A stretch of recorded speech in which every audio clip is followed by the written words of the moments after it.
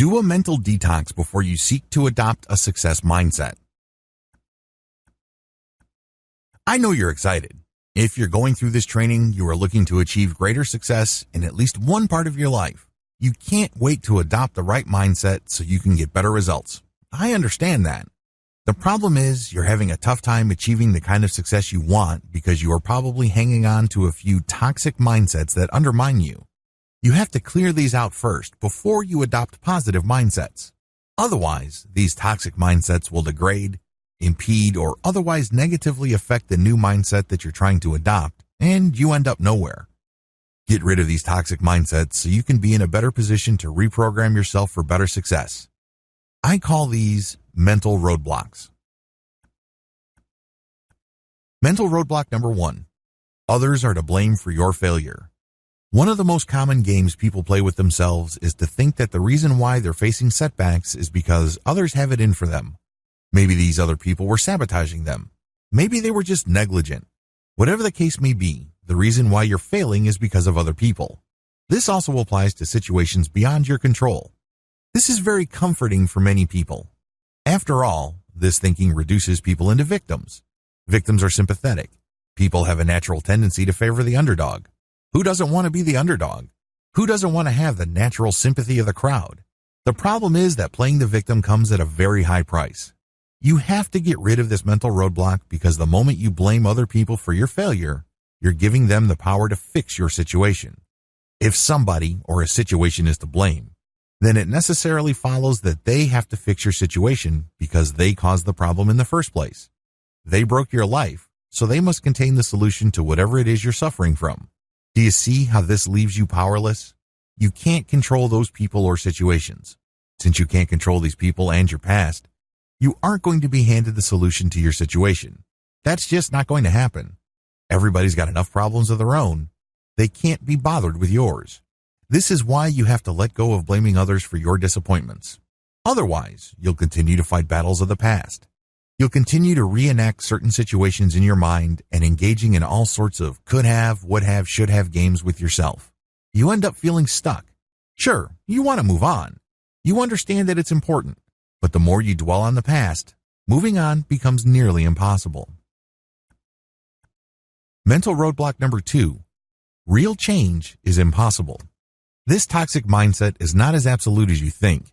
People who suffer from this mindset actually phrase it in many different ways depending on the circumstances, but it still all leads to the same disappointing result. Either you say that something is flat out impossible or things are not right. You're just waiting for the right set of circumstances, and then maybe you'll take action. At other times, you say to yourself, this is not the right time to take the opportunity. Alternatively, you convince yourself that you don't have enough resources right now. Whatever the case may be, they all lead to the same place. You do not change. You have all the justification you need to continue to do things the exact same way you've always done them. You understand that change can truly improve your life. That's not the problem. Willingness is not the issue. Instead, you just feel that you can't change because of so many things going on in your life as well as how the past played out. You have to get rid of this idea. Please understand that real change is possible, but it is chosen. It is something that you decide on. It is something that you commit to. You're not waiting for the right circumstances, the right time, the right resources, or the right people to come about. They don't have to. You just have to believe that real change is possible, and things will present themselves because your mind is open to change. But the more you wait for the proper factors to appear, the less likely change will happen. You just doomed change because you believed at some level or another that it's impossible. If you think something is simply not going to happen, you subconsciously won't put much effort into it. Mental roadblock number 3. Your past mistakes define you. A lot of people striving for success end up sabotaging themselves because they feel that they really can't achieve any great success in the future because of their past. They think that they have screwed up enough so often and so severely in the past that future victories are really not going to happen. They're shooting for second or third prize. In fact, in many cases, they're just going through the motions. They're giving up on the race before they even started. An alternative version of this is the ridiculous idea that you have to somehow start with a completely clean slate to make real changes in your life. In other words, you're going to have to be perfect. Because you've already made mistakes, you've already screwed up. Either way, Both versions lead you to the same place. You don't even bother making a change. You discourage yourself from even trying.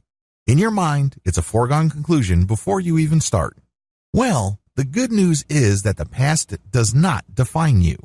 You may have failed an infinite number of times before, but that does not prevent you from getting it right this time. The only way you will fail is when you read your long record of failures as something so discouraging and so debilitating that you don't even try. That's how you fail. You fail when you quit.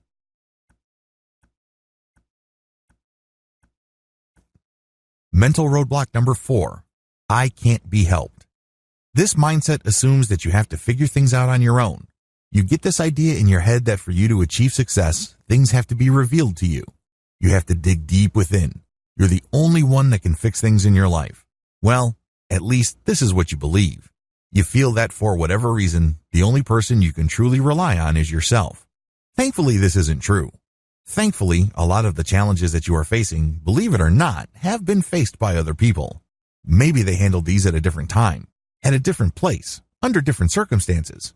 Regardless, these people can help you if you asked. They can help you personally on a one-to-one or some sort of mentorship arrangement. On the other hand, they can also help you through books they may have written or video courses they recorded. You can even be helped by simply reading blog posts or articles they have written. No matter how you get the help, get it. Your situation is not unique, nor is it special. Whatever challenge you're facing, others have faced it before and overcame it. You just need to find their experience. Either you reach out to them or you read stuff that they wrote. A variation of this toxic mindset is the assumption that others won't help. Maybe they don't want their secret sauce coming out. Maybe they don't want new competitors. Well, those are just excuses you're giving yourself. You really won't know for sure until you ask. And just because one person is stingy with information, it doesn't give you an excuse to stop. You can ask another person, and then another, and then another. Surely, not everybody will turn you down. Mental roadblock number 5. I don't deserve success. This is a very common toxic mindset. People, of course, would not admit to it, but deep down inside, they're thinking it. Maybe they have failed a lot in the past. In fact, they think that they've screwed up so badly that they really do not deserve a break. They really do not deserve success. They end up defining themselves through the prism of their frustrations. They personalize their failures and setbacks in the rawest emotional terms.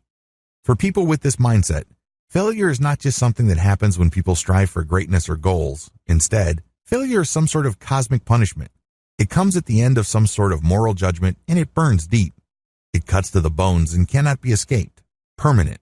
Final. Relentless in condemnation. Talk about stifling. Talk about paralyzing.